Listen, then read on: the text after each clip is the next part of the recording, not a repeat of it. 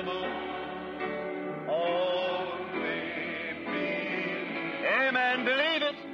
Only believe. Amen.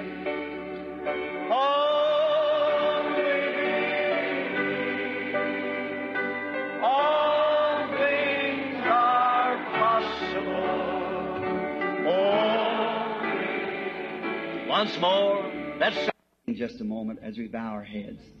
Our Heavenly Father, we thank Thee for Jesus Christ, His great promises that He's given to us. We thank Thee for all these things. Yes. We're under great expectations here in this city, among these fine Christians. We're expecting to see Him move among us, Yes. showing His presence, giving people faith, inspiring them to believe. That's our purpose of being here, Father. We know we can trust You. We won't be disappointed, for we asked it in His name. Amen. You may be seated. See Brother Shakarian back there too, and many of L'Écriture. Je suis vraiment content d'avoir ici derrière moi ce soir. Prenons dans l'Écriture, juste pour un petit texte, si le Seigneur le veut. Et souvenez-vous, demain soir, nous allons encore prier pour les malades. Et maintenant, pendant que je parle, écoutez, essayez tous de faire ceci. N'attendez pas qu'une certaine chose se produise.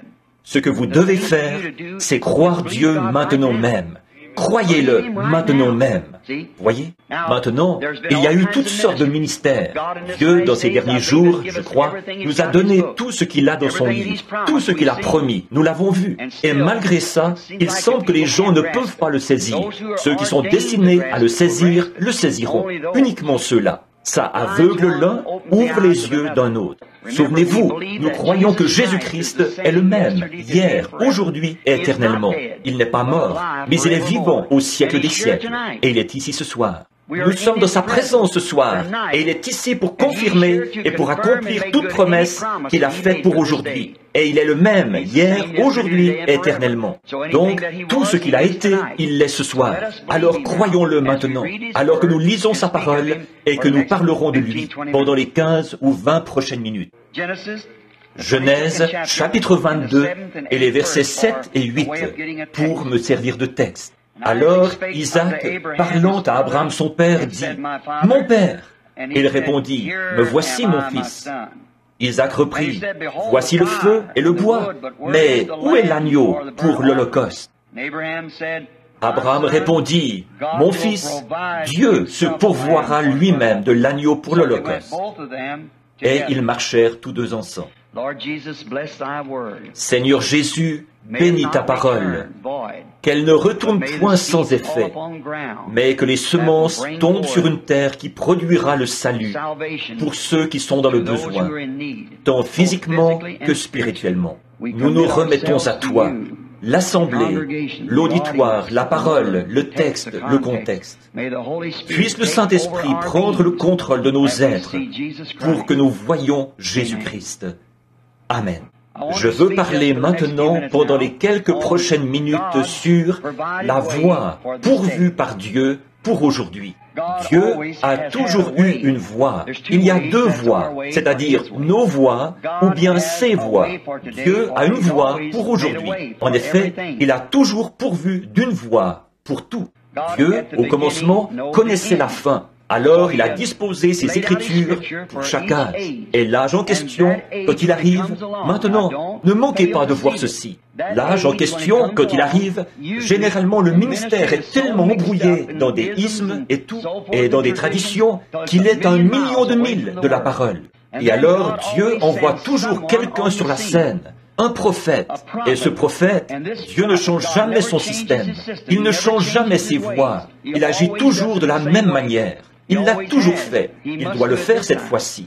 Et c'est par ce moyen que Dieu agit et confirme cette parole-là. Comme je vous le disais hier soir, c'est Dieu qui fait sa propre interprétation. Dieu n'a besoin de personne pour lui interpréter la parole.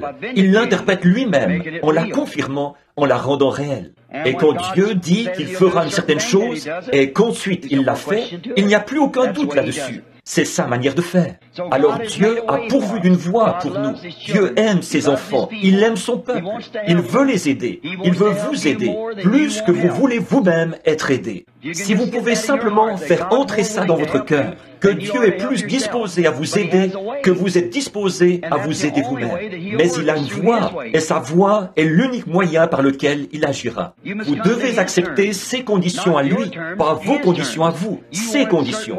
Vous voulez que ce soit d'une certaine manière, mais il vous le donne à sa manière à lui. Comme Naaman, qui s'est plongé dans les eaux du Jourdain. Eh bien, il disait que les eaux là-bas dans son pays étaient bien plus propres, qu'elles valaient bien mieux. Mais ce n'était pas ce que le prophète avait dit. Plonge-toi ici. Il s'est plongé une fois. La lèpre était toujours là. 6 fois, elle était toujours là. Il devait obéir et suivre la voie de Dieu. Et quand il a obéi entièrement à la voie de Dieu, la lèpre s'en est allée. Et je dis ce soir que si nous obéissons à la voie pourvue par Dieu, la lèpre s'en ira, la maladie s'en ira, tout s'en ira.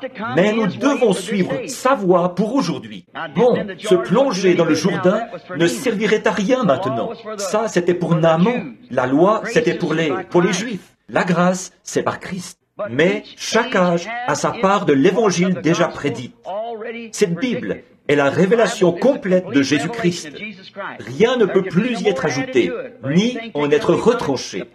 La personne qui le fait est maudite. Nous ne pouvons rien y ajouter, rien en retrancher. Nous devons regarder ici et voir ce qui est promis pour cet âge-ci. Et ensuite, le voir se produire. C'est Dieu qui interprète sa propre parole. Quand il y a été dit, une vierge concevra, elle a conçu. C'est ça qui en est l'interprétation de Dieu.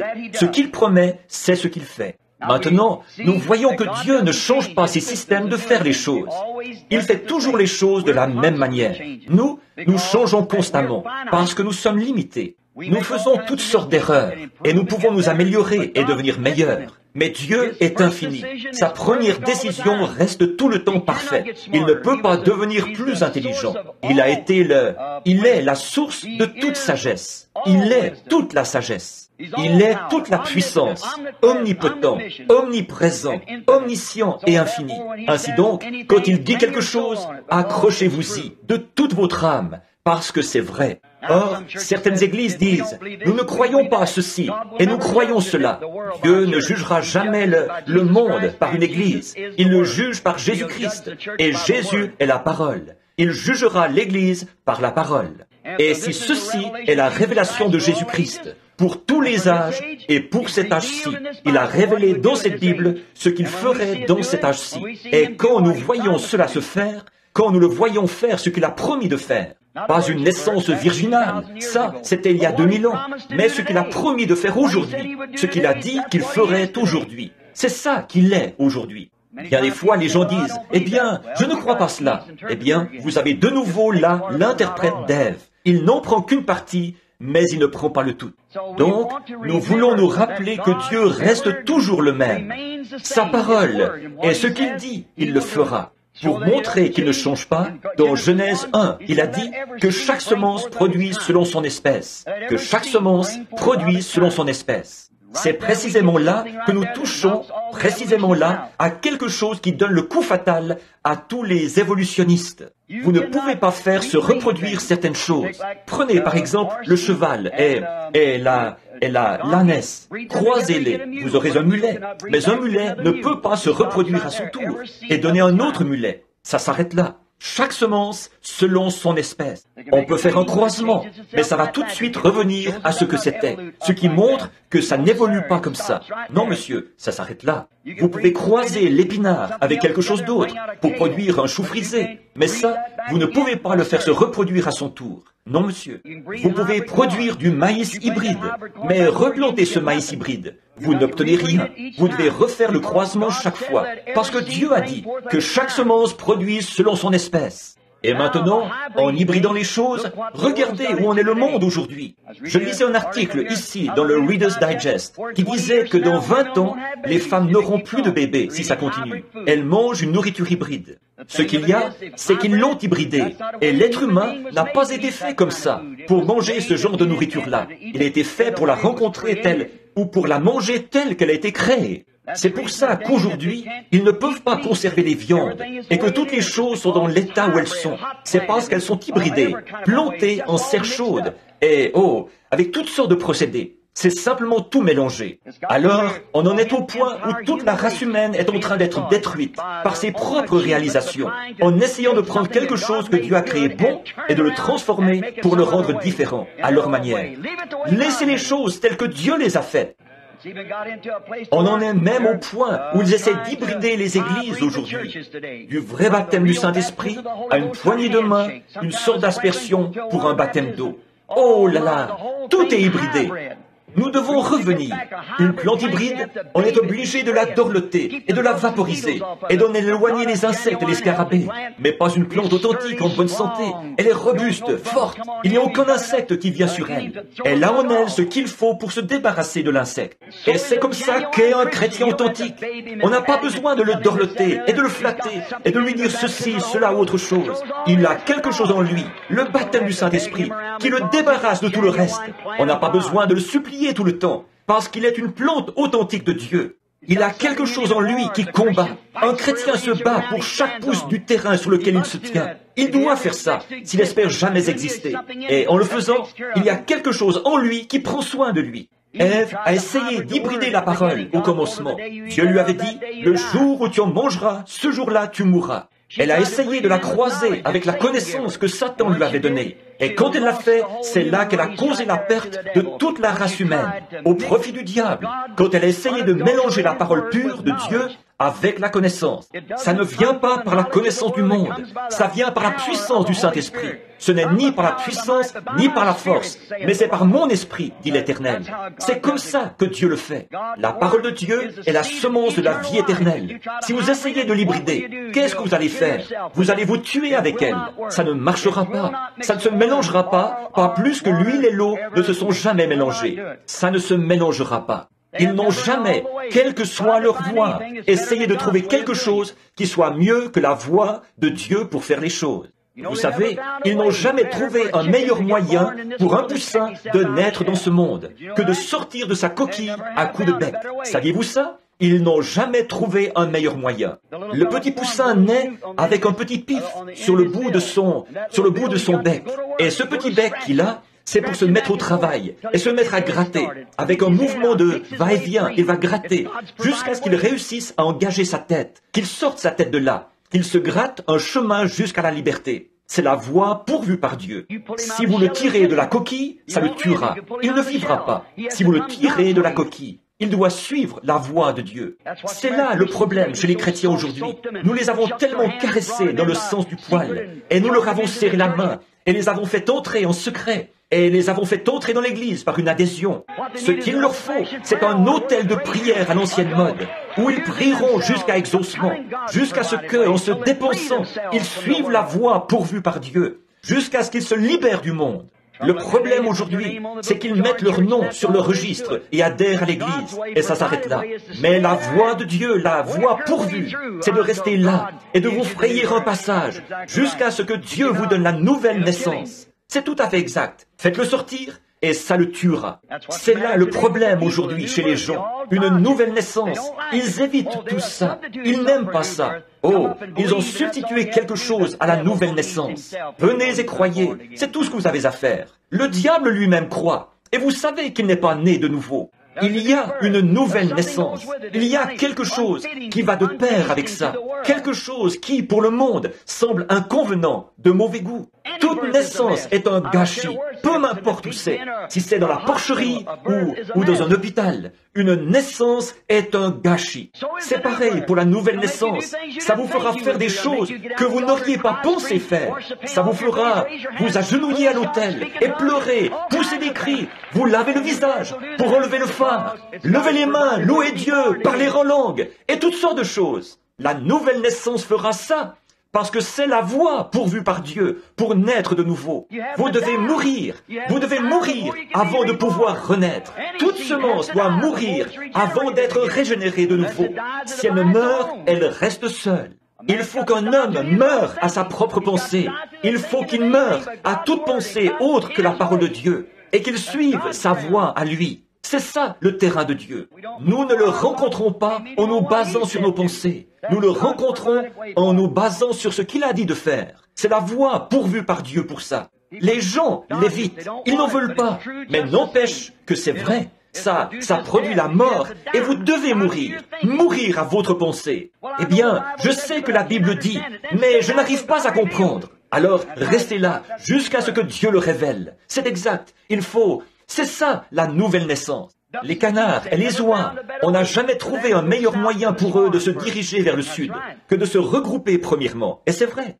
Vous les verrez tous se rassembler, et ils viendront d'eux-mêmes. Une sorte d'instinct les réunit, et ils se rassemblent et se regroupent avant de s'envoler, avant de se diriger vers le sud. Qu'est-ce? C'est le temps du réveil, quand ils se rassemblent tous. Avez-vous déjà, de votre vie, entendu un tel jacassement, comme d'entendre ces oies au moment de leur rassemblement, ou ces canards? Je n'ai jamais rien entendu de tel. Et il n'y a pas de meilleur moyen pour eux de le faire. Bien des fois, dans les bois du Nord, j'observe le début de la période du grand froid au Canada. Une bande de canards née là même, sur ce lac. Ils n'ont jamais quitté ce lac. Ce petit canard ne l'a jamais quitté. Et tout à coup, une brise froide descend du nord. Ce brave petit canard mâle, il est tout simplement un chef dès sa naissance. Il va droit là, au milieu de cet étang, lève son petit bec en l'air, cacarde 4 ou 5 fois, et tous les canards de l'étang viennent directement à lui. Et il se lève de là, et il part en ligne aussi droite qu'il le peut, vers la Louisiane, vers les rizières. Pourquoi? On n'a jamais trouvé un meilleur moyen pour lui de se rendre là-bas. Vous ne pouvez pas les rassembler en troupeau. Mettez-les dans une cocotte et dans une cage à poules, et transportez-les là-bas par camion. Ce canard a plus de bon sens que ça. Mettez-le dans cette cage à poules pour l'emmener là-bas. Il sait qu'il se dirige vers l'abattoir. C'est tout à fait vrai. Il suit la voie pourvue par Dieu. C'est comme ça que les hommes devraient faire aujourd'hui. Non pas être rassemblés en troupeau dans une cage à poules dénominationnelle, mais entrer de la manière dont Dieu a dit d'entrer, par le baptême du Saint-Esprit et la nouvelle naissance. Un réveil où on se rassemble, non pas adhérer à l'église, faire du porte-à-porte et distribuer des magazines, mais une naissance, naître de nouveau, être rempli du Saint-Esprit, la voix de Dieu, se libérer du monde. C'est vrai, croire la parole de Dieu, c'est maintenant l'heure, c'est ce que nous devons croire. L'homme, vous ne pouvez jamais, peu m'importe combien d'hommes essayeraient d'aller là-bas, à cet étang de canards, et dire, maintenant, attendez une minute, les petits canards, j'ai quelque chose à vous dire. Nous avons ici un canard instruit. Il a un doctorat en philosophie et un doctorat en droit. Je vous le dis, lui, il peut vous conduire. Ces canards ont plus de bon sens que ça, oui monsieur. Ils s'en fichent de sa meilleure instruction, quelle qu'elle soit. Ils peuvent reconnaître le cri particulier qu'il lance. C'est un instinct, oh là là. L'Église devrait en connaître autant au sujet de la parole de Dieu. C'est un son particulier, confus. La Bible a dit, Paul a dit, si la trompette rend un son confus, qui se préparera au combat? C'est vrai, si l'Église rend un son confus, d'adhérer. Dieu a dit une naissance. Ce que la naissance a produit là-bas, la naissance produit la même chose aujourd'hui, parce que Jésus-Christ est le même hier, aujourd'hui et éternellement. Ce qu'il était à l'époque, il l'est aujourd'hui. Ce qu'ils ont fait à l'époque, c'est la même chose que nous faisons aujourd'hui. La façon dont ils l'ont reçu là-bas, ils font la même chose aujourd'hui. La même chose qu'ils ont aujourd'hui, c'est ce qu'ils avaient à cette époque-là. Si jamais ça vient de cette manière-là. C'est ça qui est la voie pourvue par Dieu. Ça ne change pas du tout. Les canards ne changent pas du tout. Ils se regroupent au grand complet chaque année. Ils se dirigent vers le nord, vers le sud, et quelle que soit la direction qu'ils prennent, ils se regroupent d'abord. C'est comme ça que Dieu fait. Il envoie sa parole en sa saison. Alors, en cette saison-là, elle est manifestée. Et peu m'importe combien d'autres choses peuvent se passer, quand ils voient la parole de Dieu promise pour ce jour-là, confirmée et promise, rien ne les arrêtera. Une vierge concevra. Et quand ils ont dit, l'Éternel notre Dieu suscitera un prophète comme moi, a dit Moïse. Et quand ils ont vu cet homme venir et faire les choses qu'il a faites, ils ont su que c'était le Messie. Quand Philippe a vu cela se faire, il a dit, tu es le Christ, tu es le roi d'Israël. Il l'a su parce que la parole avait promis cela. Et c'était vivant en ce jour-là. Peu importe combien de pharisiens, de sadducéens se tenaient là, de docteurs en théologie, ça ne l'a pas arrêté du tout, parce qu'il attendait ce signe. Quand il l'a vu s'accomplir, c'était le signe de l'heure. C'est ce qu'ils attendaient, la voie pourvue par Dieu. Oui, monsieur. Or, vous ne pourriez pas donner de l'instruction à un canard. Il n'y arriverait pas. Il n'en voudrait pas. Les autres canards ne le suivraient pas. peu importe le nombre de diplômes qu'il affirmerait avoir. Mais écoutez, moi je suis allé à l'école des canards, je m'y connais, j'ai obtenu mon diplôme, je connais toutes ces choses. Ça ne servirait absolument à rien. Aucun de ces autres canards ne le suivrait. S'ils sont des canards authentiques, amen, parce qu'ils attendent un signe particulier. Quand ils voient ce signe-là, ils y croient. Et si un canard a un moyen de reconnaître ça, qu'en est-il d'un chrétien né de nouveau? Nous devrions reconnaître Jésus-Christ dans la puissance de sa résurrection. C'est vrai, Dieu agit selon la voie pourvue par Dieu. Souvenez-vous, ce n'est pas l'instruction qui serait l'instrument pour les conduire au lieu pourvu par Dieu. L'instrument qu'ils ont, c'est l'instinct. Et eux, ces canards, ils savent que cet instinct les conduira au lieu pourvu par Dieu. C'est ainsi que le Saint-Esprit conduit l'Église au lieu pourvu par Dieu. Non pas pour qu'elle adhère à une Église, mais pour qu'elle soit remplie de sa présence, pour qu'elle voie sa parole manifestée, confirmée. C'est ça la voie dont Dieu a toujours pourvu l'Église, les gens, pour les amener au lieu dont Dieu a pourvu pour eux. C'est exactement ce que devrait être l'Église aujourd'hui. Maintenant, nous savons que c'est vrai. Il n'y a pas de meilleur moyen pour on n'a jamais trouvé un meilleur moyen pour un bébé d'obtenir ce qu'il désire que de crier pour l'avoir. Si vous lui donnez une clochette et que vous dites « Junior, tu n'es âgé que de 3 jours, mais bon, quand tu veux ton biberon, soulève cette clochette et sonne-la. Voyez si ça marche. » Ça ne marche pas. Le bébé crie pour obtenir ce qu'il désire. C'est la voie pourvue par Dieu. Plus fort vous criez, ne flanquez pas une raclée à ce petit. Il ne fait que suivre la voie pourvue par Dieu. Il veut quelque chose. C'est exact. C'est le seul moyen qu'il connaît pour appeler sa mère. Poussez des cris. Criez pour ça. C'est exact. C'est ce que Dieu recommande pour ses enfants. C'est ce que Dieu recommande pour ses enfants qui croient. Effectivement. Non pas des discours intellectuels, non pas une grande théologie à enseigner.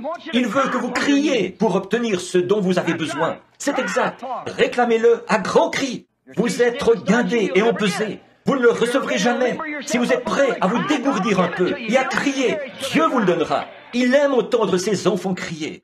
Criez à Dieu pour vos besoins. C'est ce que Dieu veut. C'est cela, sa voix pourvue. Réclamez-le à grands cris. C'est comme ça que le bébé crie. C'est comme ça qu'il veut que vous criez. Criez jusqu'à quand? Jusqu'à quand un bébé crie-t-il? Jusqu'à ce qu'il soit satisfait. Et c'est comme ça que devrait faire le chrétien qui croit, l'enfant de Dieu. Si vous voyez que Dieu a fait la promesse, n'y renoncez pas. Criez jusqu'à ce que ce soit exaucé. Criez jusqu'à ce que vous voyez que Dieu confirme sa parole. Quand Dieu confirme sa parole et qu'il prouve que voilà, ça y est, alors vous n'avez plus besoin de crier. Vous l'avez, repartez et remerciez-le pour ça. Avant de le faire, criez de toutes vos forces jusqu'à ce que vous l'ayez reçu. J'aime ça, persévérer, tenir bon. Non pas une plante hybride, non pas de celle qu'il faut dorloter et chouchouter et porter ça et là. Les chrétiens sont de vrais produits de Dieu, authentiques, nés. Ils combattent pour leur place. Ils combattent jusqu'à la fin de leur séjour sur cette terre. Chaque mouvement est un combat. Dieu a dit à Moïse qu'il lui avait donné le pays. Il a dit à Josué, tout lieu que foulera le pied ou la plante de votre pied, je vous l'ai donné. Ils ont dû combattre pour chaque pouce de terrain. Et nous aussi, nous combattons pour chaque pouce de terrain. Ce n'est pas quelque chose qu'on doit dorloter et chouchouter, et ça et là, comme ça, et dire, eh bien, je vais vous emmener là-bas, vous verrez ce que vous en pensez. Donnez votre opinion. Ce n'est pas comme ça qu'il faut venir. Venez avec détermination. Venez déterminés à rester là jusqu'à ce que ce soit terminé. À rester là jusqu'à ce que Dieu réponde et confirme. Un homme qui croit en Dieu peut voir la présence de Dieu, sentir la présence de Dieu, se rendre compte de la présence de Dieu et savoir qu'il est ici. Il est ici pour accorder tout ce qu'il a promis pour aujourd'hui. Alors, criez jusqu'à ce que vous l'obteniez. Accrochez-vous à lui. Ne partez pas, même si vous devez rester là jour et nuit. Dieu ne veut pas que ses enfants écoutent des discours intellectuels. Il veut que leur cri s'élève jusqu'à ce que la promesse soit confirmée. Ici, Abraham avait besoin d'un sacrifice. Qu'est-ce qui s'est passé? Dieu s'est pourvu d'un agneau.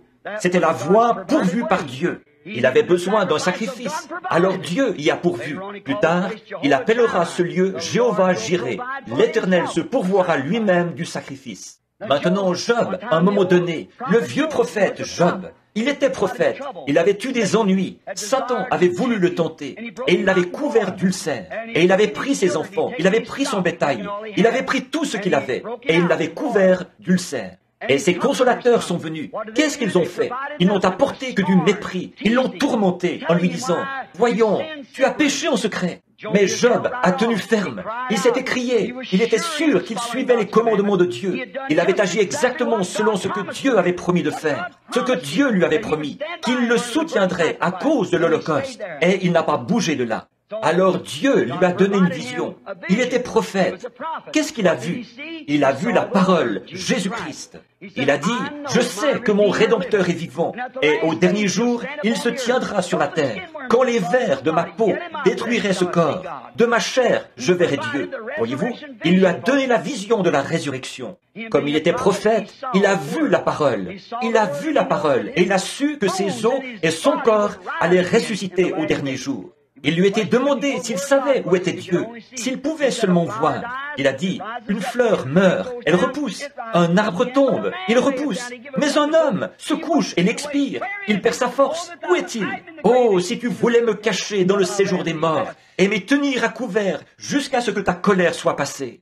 Alors les tonnerres se sont mis à gronder, les éclairs se sont mis à briller, l'Esprit du Seigneur est venu sur le prophète, et il s'est levé, il a vu la venue du Seigneur, et il s'est écrié, « Je sais que mon Rédempteur est vivant, et qu'au dernier jour, il se tiendra sur la terre. Quand les vers de ma peau détruiraient ce corps, de ma chair, je verrai Dieu. Dieu a pourvu de la parole Jésus-Christ, et il a vu celui-ci, et l'a appelé son Rédempteur. » Israël avait besoin d'un moyen de sortir de l'Égypte, et Dieu leur a fourni un prophète qui a confirmé la parole qui avait été promise à Abraham. Exactement la voie pourvue par Dieu. Ils ne pouvaient pas entraîner un soldat, ils ne pouvaient pas faire ceci, ils ne pouvaient pas faire cela. La seule chose qu'ils ont faite, c'est d'attendre la voie pourvue par Dieu.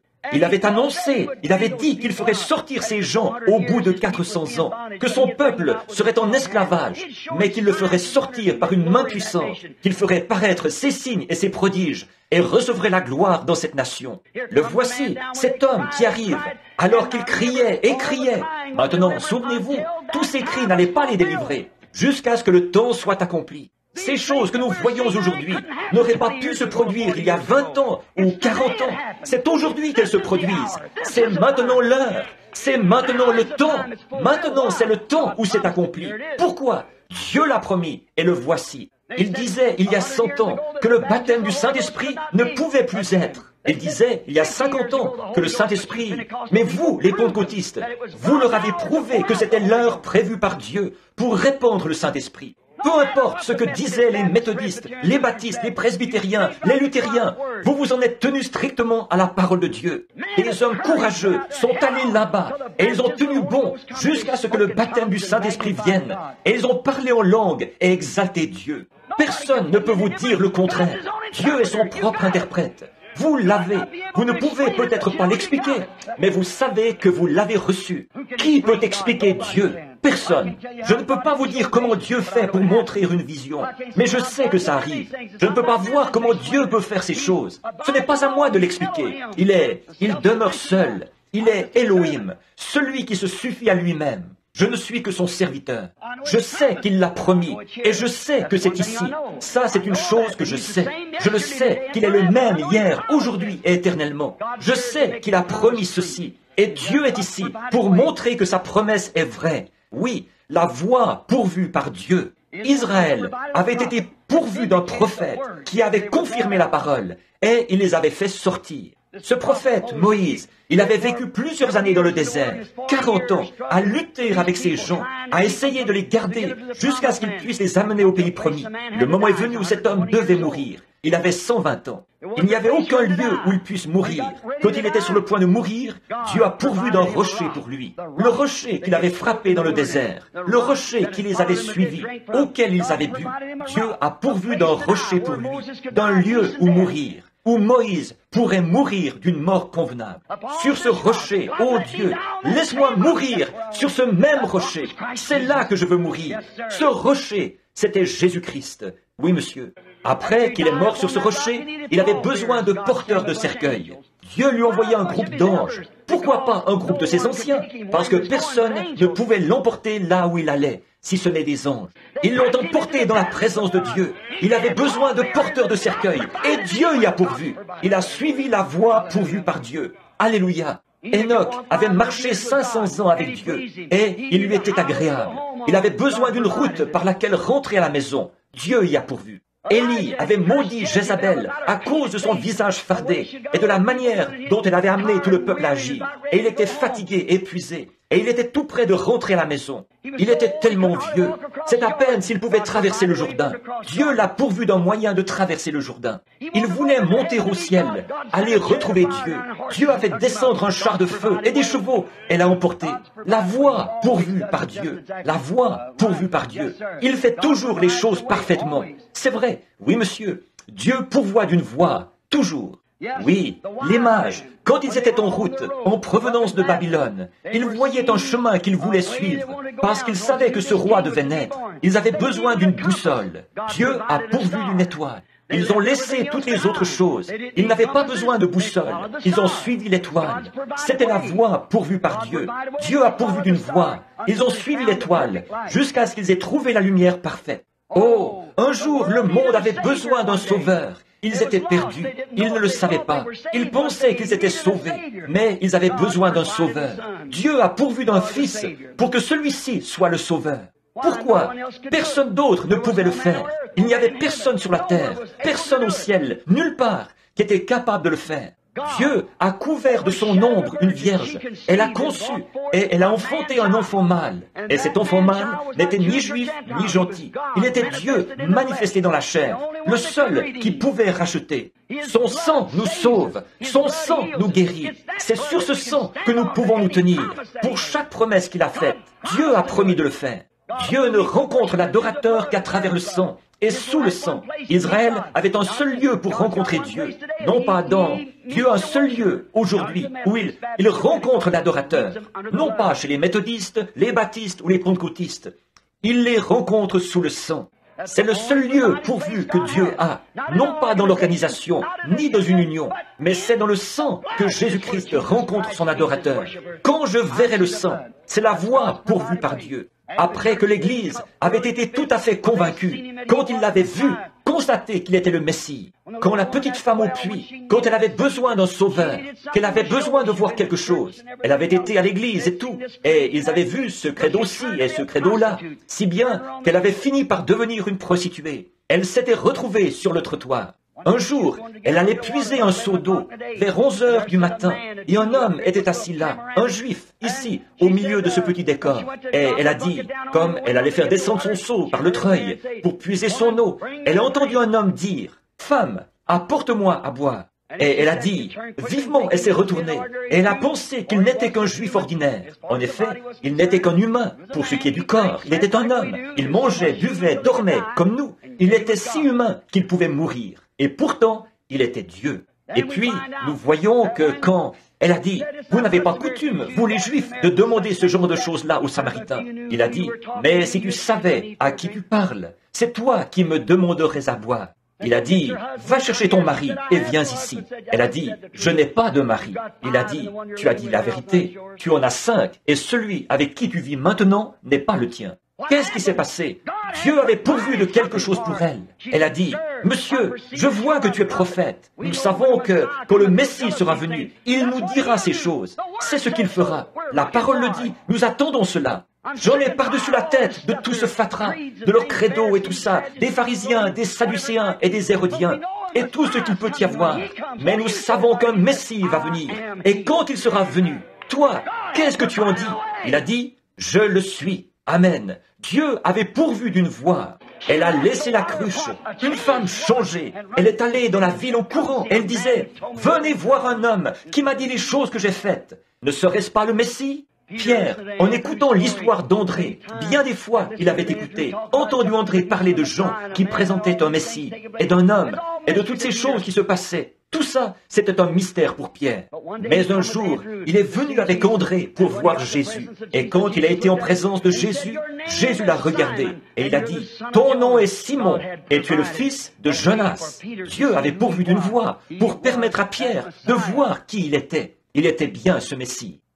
Or, nous voyons qu'après que Jésus était mort et qu'il était monté au ciel, l'Église avait besoin de puissance pour témoigner. Dieu leur a donné une Pentecôte. Il a pourvu d'une Pentecôte. 2000 ans ont passé, mes amis. 2000 ans ont passé. Dans ces derniers jours, on en est au point où l'homme s'est enlisé dans le système du christianisme. Et il l'a perverti de nouveau. Il l'a hybridé avec des credos, des églises, des dénominations, des discours intellectuels, si bien que la puissance et la réalité de l'évangile de Christ sont pratiquement perdues. Et nous voici avec la parole promise pour ces derniers jours. Ce qui arrivera, ce qui aura lieu, les hommes n'y croient pas. Ils se sont éloignés d'elle. Vous leur demandez s'ils sont chrétiens. Ils disent « Je fais partie de telle et telle église ». Ça ne veut absolument rien dire. Vous devez être chrétien par une naissance. Et maintenant, on se retrouve complètement dans Babylone de nouveau. Après 2000 ans, aujourd'hui, l'Église a de nouveau besoin de la puissance et de la vérité. Oh, Dieu a ressuscité son Fils pour que ceci puisse se réaliser. En effet, il a dit, encore un peu de temps, et le monde ne me verra plus. Mais vous, vous me verrez, car je serai avec vous et même en vous. Nous voyons dans Hébreux 13:8 qu'il est le même hier, aujourd'hui et éternellement. Nous voyons dans Malachie 4 qu'il nous a promis un message dans les derniers jours, lequel allait ramener la foi des gens de nouveau au Père. Il l'a promis dans les derniers jours. Il a aussi promis dans Jean 14:12, « Celui qui croit en moi fera aussi les œuvres que je fais, et il en fera davantage ou de plus grandes, car je m'en vais à mon Père. » Un jour, il parlait. Ils ont dit, « Maître, montre-nous un signe. » Il a dit, « Une génération faible et adultère demande un signe. » Voilà la génération dans laquelle nous vivons aujourd'hui. Il a dit, « Et je leur donnerai un signe, car de même que Jonas fut 3 jours et 3 nuits dans le ventre d'un grand poisson, il faut de même que le Fils de l'homme soit 3 jours et 3 nuits dans le sein de la terre. » Quel genre de signe une génération méchante et adultère allait-elle voir? Le signe de la résurrection. Et c'est ce qui nous est promis aujourd'hui. Le signe de la résurrection. Il est toujours vivant. Il est le même hier, aujourd'hui et éternellement. Il a dit ce qui arriva au jour de Lot, comme nous l'avons vu hier soir. Au jour de Lot, ce qui était arrivé au jour de Lot arriverait de même à la venue du Fils de l'homme. Ces choses nous ont été promises. Il y a bien d'autres passages de l'Écriture. Pour ne pas prendre trop de temps, encore un peu de temps, et le monde ne me verra plus. Cosmos, l'ordre, l'âge de l'Église, ils ne me verront plus. Mais vous, vous me verrez, car je serai avec vous, et même en vous, jusqu'à la fin de l'âge. Jésus-Christ, le même hier, aujourd'hui et éternellement. Qu'est-ce? C'est le signe pourvu par Dieu, la voie pourvue par Dieu. Abraham, qui attendait le Fils, le dernier signe qu'il a vu avant la destruction des gentils, c'était Dieu manifesté dans la chair humaine, qui connaissait les secrets du cœur de Sarah, alors qu'elle était dans l'attente. Jésus a dit, cela arrivera de nouveau à la venue du Fils de l'homme. Frères, sœurs, je crois que nous vivons en ce jour-là. Je crois que c'est maintenant le jour de la promesse. Vous devez avoir la foi dans ce que vous faites. Si vous n'avez pas la foi, si vous prenez simplement la chose en présumant, le mot présumer, d'après Webster, veut dire s'aventurer sans autorité. Mais quand la parole le promet, et que Dieu se tient derrière cette parole, vous ne présumez plus. Vous faites exactement ce que Dieu a dit de faire, et il est dans l'obligation de confirmer cela. Un grand revivaliste bien connu, il y a bien des années. Je l'ai vu quand j'étais tout jeune. C'était Paul Rader. Il avait raconté une histoire un jour, et je ne l'ai jamais oubliée. Il a dit, un jour, nous coupions du bois. Il était bûcheron, là dans l'Oregon, et il disait que le patron lui avait dit de monter au sommet de la colline. Il était en train de rêver. En réalité, là où il était à ce moment-là, c'était là dans les îles. Et il avait de la fièvre, une très forte fièvre, et il était mourant. Ils sont allés chercher un médecin, mais il fallait faire des milles et des milles en pirogue. Avant que le médecin puisse arriver là, Paul s'est mis à dépérir, à devenir de plus en plus malade. Il a appelé sa fidèle épouse. Il a dit, « Chérie, il commence à faire noir dans la chambre, plus noir, de plus en plus noir. » Et il est rentré dans le coma.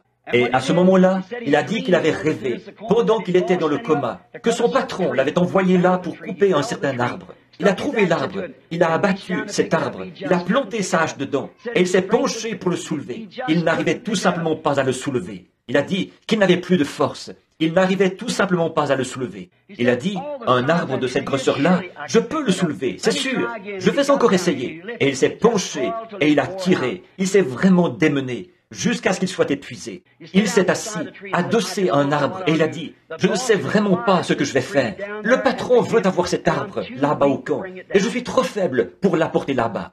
Il a dit qu'il a entendu la voix la plus douce qu'il ait jamais entendue. C'était son patron qui parlait. Mais il a dit que quand il s'est retourné pour voir qui était son patron, c'était le Seigneur Jésus. Il a dit, Paul, pourquoi te démènes-tu comme ça? Pourquoi es-tu si agité? Tu vois cette eau qui coule là-bas? Il a dit, pourquoi ne bascules-tu pas simplement ce rondin dans la rivière et ne le chevauches-tu pas jusque là-bas? Chevauche-le jusqu'au camp. Il a sauté sur le rondin et il s'est lancé sur les vagues en criant à tue-tête, je chevauche dessus, je chevauche dessus. Frères, sœurs, Jésus-Christ a promis que ces choses arriveraient dans les derniers jours. Je crois que nous y vivons. Je crois qu'il est le même hier, aujourd'hui et éternellement. Je ne sais pas comment c'est arrivé, mais je chevauche cela. Je crois que c'est la vérité, parce que c'est l'Évangile, la voie pourvue par Dieu. Je crois que c'est le message de l'heure, du temps où nous vivons. C'est la voie pourvue par Dieu. Je chevauche cela. Montez vite avec moi, ne le voulez-vous pas, pendant que nous courbons la tête. Père Céleste, nous allons dans la gloire en chevauchant ta parole. Nous croyons que ta parole est la vérité. Ô Dieu, que chaque homme et chaque femme ce soir monte à bord de la parole et qu'ils se souviennent tout au long du voyage qu'ils peuvent confesser. Je chevauche la promesse de Dieu. Elle m'amènera tout droit dans la gloire. C'est la voie pourvue par Dieu pour moi aujourd'hui. Jésus-Christ, le même hier, aujourd'hui et éternellement. Tu as dit, encore un peu de temps, et le monde ne me verra plus, mais vous me verrez, car je serai avec vous et même en vous. Tu nous as promis, Seigneur, que nous te verrions. Les Grecs sont venus une fois et ils ont dit, « Messieurs, nous voudrions voir Jésus. » Et ce privilège leur a été accordé. Et ce soir, Seigneur, nous aussi, nous voulons te voir. C'est le désir de notre cœur. Personne ne peut jamais entendre parler de toi sans qu'il ne veuille te voir. Alors, s'il a été permis à ces Grecs de te voir, de même tu as pourvu d'une voie pour que nous te voyions. Tu pourvois toujours d'une voie, parce que tu es le même hier, aujourd'hui et éternellement. Un serviteur a amené ces Grecs en ta présence, et ils ont pu te voir. Accorde-nous le même privilège ce soir, Père.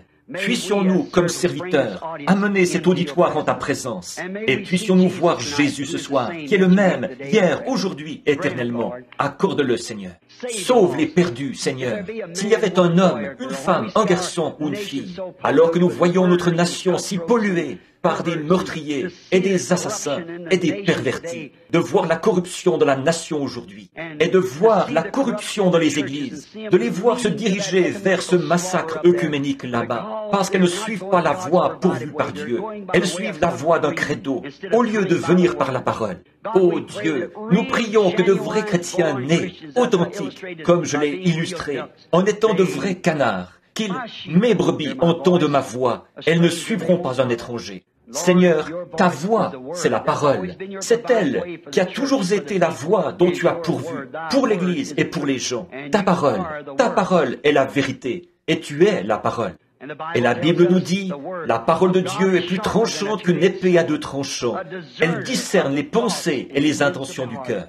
Israël, pourquoi n'ont-ils pas vu leur Messie, alors qu'ils voyaient qu'il était bien la parole, qu'ils pouvaient discerner les pensées qui étaient dans leur cœur? Pourquoi donc? Ils l'avaient compris par les prophètes, que les prophètes le pouvaient. Mais quand la plénitude de Dieu a pris forme dans son Fils, et qu'il a vécu parmi nous, alors là, ils n'ont pas vu ce qu'il en était, parce qu'ils étaient aveuglés.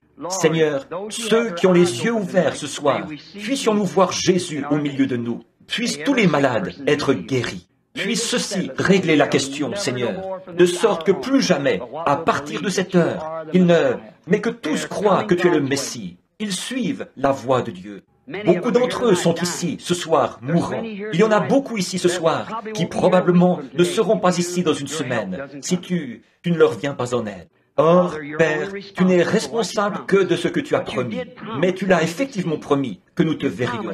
Tu as promis que ce que tu avais fait, nous le ferions aussi. C'est maintenant l'heure. Je l'ai confessé, je le crois. Je t'ai entendu le dire, ta parole le dit. Tu le confirmes, je sais que c'est vrai. Maintenant, que l'on sache, Seigneur, cela a été écrit. Maintenant, que cela se fasse pour la cause du royaume de Dieu. Amen. Je ne crois pas que nous allons appeler une ligne de prière. Je crois que je vais faire ça à partir d'ici même. Combien d'entre vous sont malades? Maintenant, est-ce que vous levez la main pour témoigner que vous êtes malade? Combien d'entre vous veulent témoigner? Même chose. Frère Branham, je ne suis pas vraiment sauvé. Voulez-vous lever la main? Priez pour moi. Que Dieu vous bénisse. Et vous, là, c'est bien. C'est que Dieu vous bénisse. Je ne suis pas sauvé. Maintenant, vous qui avez levé les mains et vous qui ne l'avez pas fait, mais frère Branham, vraiment, je veux être sauvé. C'est ce que j'ai à cœur. Je crois qu'il n'y a plus rien dans ce monde pour personne. Que pourriez-vous réaliser de plus, qui soit plus grand que votre salut? Priez pour moi, je veux être sauvé. Voulez-vous lever la main, partout dans la salle, n'importe où? Je veux... Combien d'entre vous n'ont pas reçu le Saint-Esprit? Dites, je sais qu'il faut que je le reçoive. Levez les mains. Je ne l'ai pas reçu, je veux le recevoir. Bien, il y a un bon nombre de gens qui ne l'ont pas reçu. Maintenant, Christ tient sa parole, et vous devez maintenir votre foi en lui. Il est la parole. Or, dans Hébreux chapitre 4, il est dit que la parole de Dieu, qui est Christ, Christ est la parole. Vous le savez tous. Dites Amen. Il est la parole, le même hier, aujourd'hui, éternellement. Ce qu'il était en Moïse, il l'était aussi en Élie. Ce qu'il était en Élie, il l'était en Jean. Ce qu'il était en Jean, il a atteint son achèvement en Jésus. Et aujourd'hui, il est le même qu'il était à l'époque. Encore là, c'est la parole de Dieu qui avait été prophétisée pour aujourd'hui, ce qui fait de lui la lumière qui éclaire et qui confirme la parole promise. Nous sommes au temps de la fin, mes amis. Jésus est présent. Je sais que vous avez déjà entendu ces choses. Que se passerait-il si vous n'aviez jamais vu de votre vie, que vous n'aviez jamais eu le sens de la vue, qu'aucun être humain ne l'avait, mais que de temps à autre, vous ressentiez une sensation réelle de chaleur. Et moi, j'aurais la vue, je verrais. Alors, je vous dirais que c'était le soleil. Vous diriez, je ne sais pas comment ça se fait, mais je sens quelque chose. C'est comme chaud, on peut le sentir. Je dirais, c'est le soleil. Qu'est-ce que le soleil? C'est une lumière. Qu'est-ce qu'une lumière? Tout ça, ce serait un monde nouveau pour vous. Mais si je vous disais que Jésus-Christ se tient ici maintenant, si je vous disais qu'il est au milieu de nous, il l'a promis, là où 2 ou 3 sont assemblés en mon nom, je suis là au milieu d'eux. Je suis là. Ça, ou bien c'est la vérité, à mon avis, ceci est toute la vérité, ou bien ce n'est pas la vérité du tout. Ceci, ou bien c'est la chose vraie, ou bien ce n'est pas vrai. Bon, pour ce qui est de vous sauver, ça, il l'a fait quand il est mort au calvaire. De vous guérir, il l'a fait quand il est mort au calvaire. Vous croyez ça? La parole dit qu'il l'a fait. Maintenant, la seule chose qu'il pourrait faire, s'il se tenait ici, vêtu de ce complet qu'il m'a donné, la seule, ce serait de vous prouver qu'il est le Messie. Non pas par des marques de clous dans sa main. N'importe quel hypocrite peut faire ça. Mettre des marques de clous et du sang sur son visage, des marques et tout ça. Ça peut se faire. Ça s'est fait. Beaucoup de personnes ont même été crucifiées comme lui. Ce n'est pas ça. Mais sa vie, ce qui était en lui, le Fils ne peut rien faire de lui-même. Il ne fait que ce qu'il voit faire au Père. C'est la vie qui était en lui qui le prouvait. Ce n'est pas parce qu'il était juif que la petite femme au puits a cru qu'il était le Messie. C'est parce qu'il pouvait discerner les pensées de son cœur. C'est ça qui faisait de lui le Messie. Si c'était là la manière dont le Messie s'était présenté autrefois, si c'était la voie dont il avait pourvu pour se faire connaître, c'est la voie dont il a pourvu, selon les Écritures, pour cet âge-ci. Le croyez-vous? Or, chacun de vous ici, je vous suis inconnu. J'ai regardé de tous côtés, je ne vois pas une seule personne que je connais. Tous ceux ici qui ne me connaissent pas et qui savent que je ne sais rien de vous, levez la main. C'est tout le monde, partout. Cette personne, couchée ici sur ce lit de camp, a levé la main. Il ne me connaissait pas. Personne ne me connaît. Mais souvenez-vous, Dieu, lui, il vous connaît. Dieu vous connaît. Maintenant, s'il prouve qu'il est ici, qu'est-ce que c'est, frère Branham? C'est un don. Un don. Qu'est-ce que c'est? Un don. Qu'est-ce que c'est finalement? Ce n'est pas prendre quelque chose et s'en servir, dire « J'ai un don de guérison. Je vais aller guérir celui-ci, guérir celui-là. » Si je le pouvais, je le ferais certainement. Bon, mais un don, vous interprétez mal un don. Un don, c'est simplement vous enlever du chemin et laisser le Saint-Esprit vous utiliser. Voyez? C'est ça le don. C'est ça qu'est un ministre. Il ne prêche pas ce qu'il veut prêcher. Il s'enlève simplement du chemin. C'est un don. Et l'inspiration vient. Et il parle par l'inspiration du Saint-Esprit. C'est pareil pour tout autre don. Or, les dons ministères et ainsi de suite, on a eu ça. Il y a premièrement, parmi les dons donnés par Dieu, il y a premièrement les apôtres, les prophètes, les docteurs, les pasteurs et les évangélistes. Ça, ce sont les fonctions. Ce sont nos dons. Maintenant, Jésus-Christ a promis qu'il ferait ceci dans les derniers jours. S'il le fait, s'il promet ça et qu'il le fait, combien croiront et l'accepteront ce soir? Levez la main pour dire « Je l'accepterai ». Alors, combien ici, merci, combien ici n'ont jamais été dans une des réunions auparavant? Levez la main. Oh, presque la moitié de la foule. Combien croient avant qu'il le fasse? Vous croyez de toute façon? Que Dieu vous bénisse. Maintenant, regardez, si je vous ai dit la vérité, Dieu est obligé de me répondre. Il le fera. Il place ses paroles dans votre bouche et elles se matérialisent. C'est vrai, ce sont ses paroles. Elles doivent le faire. J'ai envoyé ma parole, elle ne reviendra point sans effet. Maintenant, si je pouvais guérir, je le ferais. Tout comme le feu honorable frère Abshaw dont nous parlions.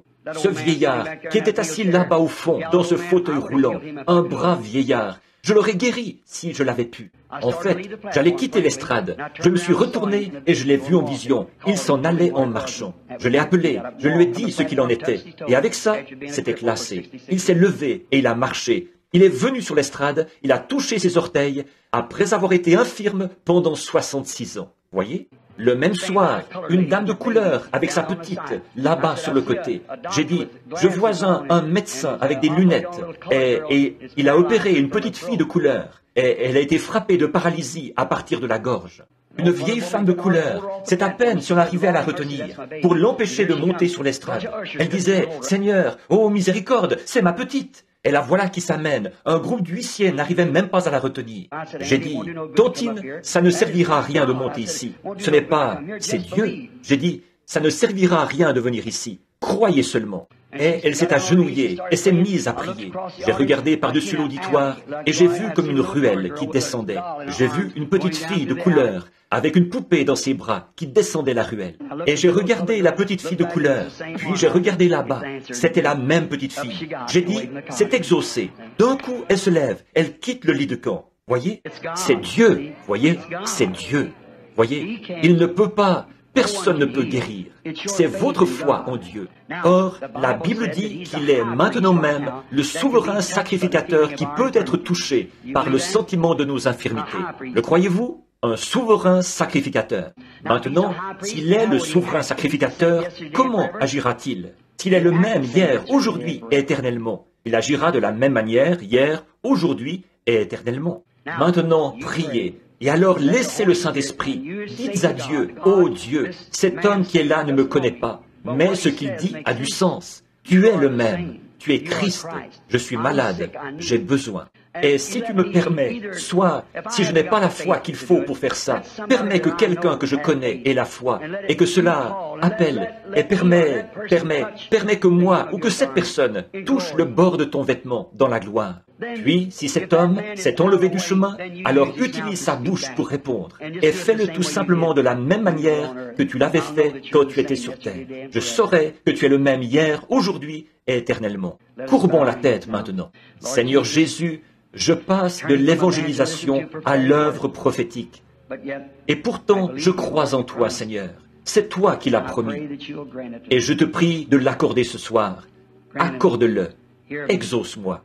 Quand cet auditoire repartira d'ici ce soir et que nous rentrerons à la maison, puissions-nous dire comme ceux qui revenaient d'Emmaüs, notre cœur ne brûlait-il pas au-dedans de nous alors qu'il nous parlait en chemin? Jésus était ressuscité des morts. Il ne le savait pas. Il lui parlait. Il ne le savait pas. Mais après les avoir fait entrer dans la maison et avoir refermé la porte, alors il a fait quelque chose de la manière dont il l'avait fait avant sa crucifixion. Cela leur a ouvert les yeux. Ils ont vu que c'était lui. Encore une fois, Seigneur, puissent nos cœurs brûler, comme les leurs avaient brûlé, alors que nous rentrerons à la maison ce soir.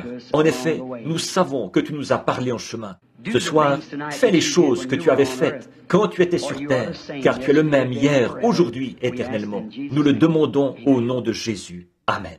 Maintenant, soyez en prière et croyez simplement. Consacrons d'abord ce côté-ci. Où que vous soyez dans la salle, croyez en Dieu. J'aimerais que tout le monde soit vraiment respectueux. Restez assis, tranquille, priez.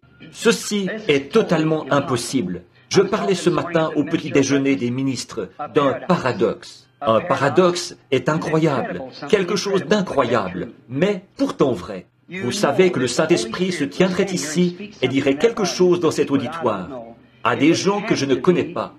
Ça ne pourrait être qu'un paradoxe. C'est quelque chose qui ne s'explique pas. Je ne sais pas s'il le fera. J'espère seulement qu'il le fera. J'ai confiance qu'il le fera. Maintenant, priez simplement et dites, Seigneur Jésus, je veux toucher ton vêtement et j'ai un besoin. Je te promets, Seigneur, que je te servirai toute ma vie. Dieu veut que vous vous repentiez. Si vous ne vous êtes pas repenti, repentez-vous. Dites, je veux me repentir, Seigneur. Je veux que tu me guérisses. Je veux que tu me bénisses.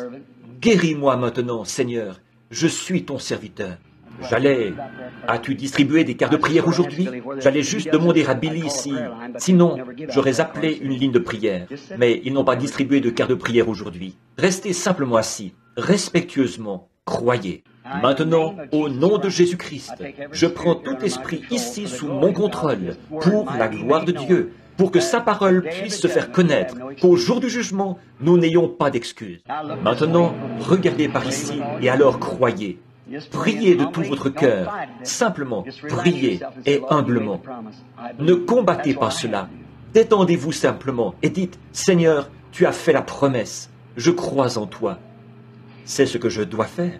Je sais qu'il est inutile que je vous le demande. Combien ont déjà vu cette lumière? Faites voir, vous en avez déjà vu la photo. Faites voir votre main, ceux qui en ont déjà vu la photo.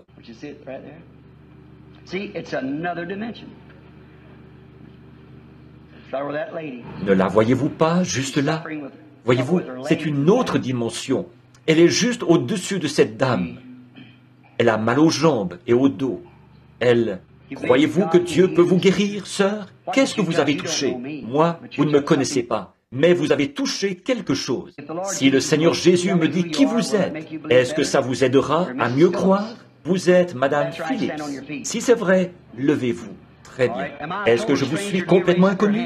Levez la main si c'est vrai. Je ne l'ai jamais vue de ma vie. Qu'est-ce qu'elle a touché? Allez parler à cette femme après. Maintenant, les douleurs sont toutes parties. Vous allez bien. Vous pouvez rentrer chez vous et être en bonne santé. Voici une dame, juste derrière elle, là-bas. Elle souffre d'une dépression nerveuse. Oh Dieu, si elle ne... Son nom est Madame Starr. Croyez. Jésus-Christ va vous rétablir.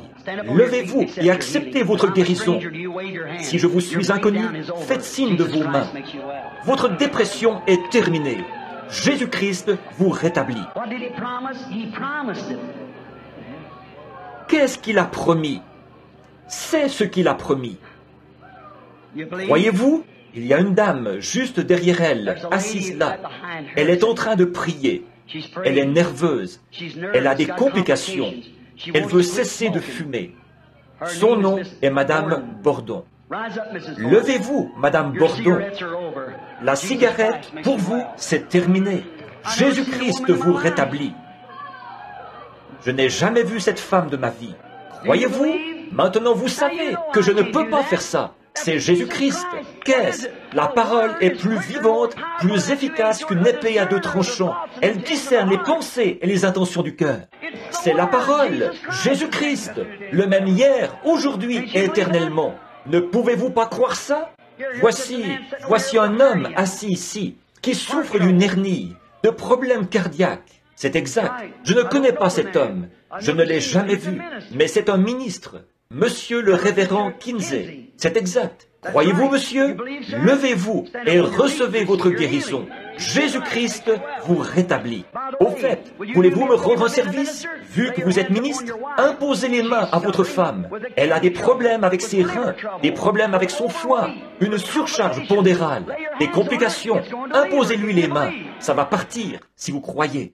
Dites, il y a un homme assis juste derrière vous. Il est recouvert de l'ombre de la mort. Il a le cancer. Cet homme souffre d'une tumeur, d'un cancer, de nervosité. Son nom est Monsieur Young. Croyez maintenant. Jésus-Christ vous rétablit. Le croyez-vous? L'acceptez-vous? Très bien, monsieur. Voici un homme couché ici sur ce lit de camp. Monsieur, je ne vous connais pas. Si je pouvais vous guérir, je le ferais. Je vous suis inconnu. Vous avez fait tout le trajet jusqu'ici. Vous avez fait l'effort de venir ici. Vous ne pouvez pas cacher ce qui ne va pas chez vous. Mais je ne peux pas vous guérir. Vous êtes venu ici avec votre femme. C'est elle qui est assise là, vêtue du manteau pêche. C'est exact. Très bien. Cet homme est recouvert de l'ombre de la mort. Il ne lui reste que peu de temps à vivre maintenant. Il a le cancer. Vous souffrez aussi, sœur. Croyez-vous que Dieu peut me dire de quoi vous souffrez? C'est votre mal de dos. C'est exact. Si c'est exact, levez-vous. Très bien. Recevez votre guérison. Croyez-le. Posez votre main sur votre mari. Croyez-vous que je suis son prophète, monsieur? Si vous restez étendu là, vous allez mourir, c'est sûr. Vous ne pouvez pas vivre, c'est tout. Les médecins vous ont abandonné. Le cancer vous a rongé. J'ai vu des cas plus graves que vous être guéris. Je ne peux pas vous guérir. Mais si vous l'acceptez seulement et que vous le croyez-vous? C'est votre seule et unique chance. Vos derniers moments sont en train de s'écouler. Le croyez-vous? Si oui, levez-vous de ce lit de camp. Levez-vous de là, au nom de Jésus-Christ. Tenez-vous sur vos pieds et soyez guéris. Repartez d'ici en glorifiant Dieu. Que quelqu'un lui tende la main, là, aidez-le. Le voilà debout. Combien ici croient? Levez les mains, levez-vous. Tous les autres qui veulent être guéris, levez-vous au nom de Jésus-Christ. Levez les mains, louez Dieu, donnez-lui la louange et la gloire. Maintenant, remerciez le Seigneur pour votre guérison. Jésus-Christ, le même hier, aujourd'hui, éternellement. Frères, les médecins ont échoué. Ceci, c'est la voie pourvue par Dieu. Croyez-y. Combien veulent accepter la voie pourvue par Dieu? Levez les mains et donnez la louange à Dieu. Chacun de vous, et croyez que vous êtes guéris au nom de Jésus-Christ. Amen.